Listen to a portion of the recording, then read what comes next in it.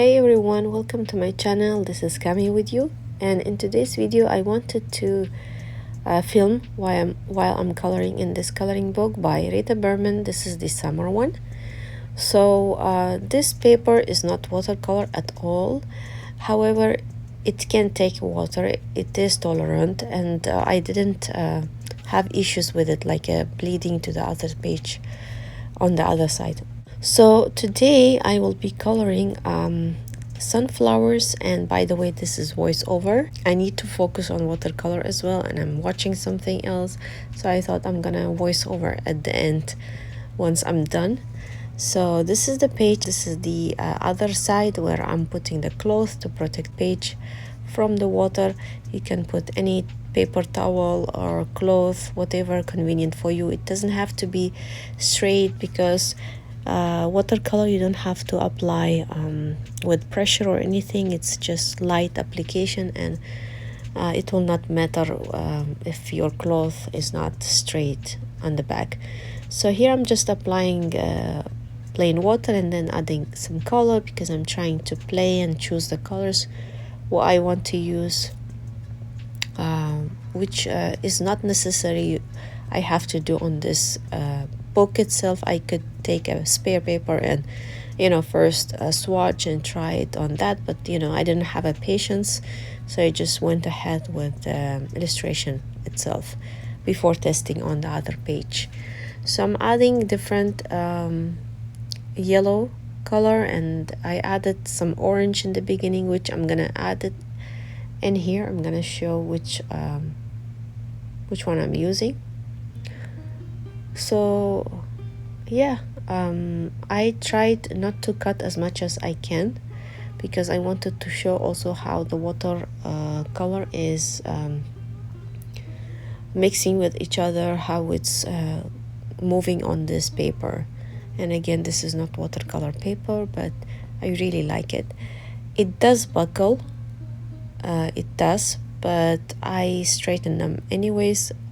Once it's dry, I put them under the books, heavy books, and again I put in between a paper towel so that it doesn't affect the other pages, because it might not be completely dry. Even it looks like dry, but the paper inside is not dry. So I put paper underneath the both pages if it's double spread, and then in between as well, to protect all the pages.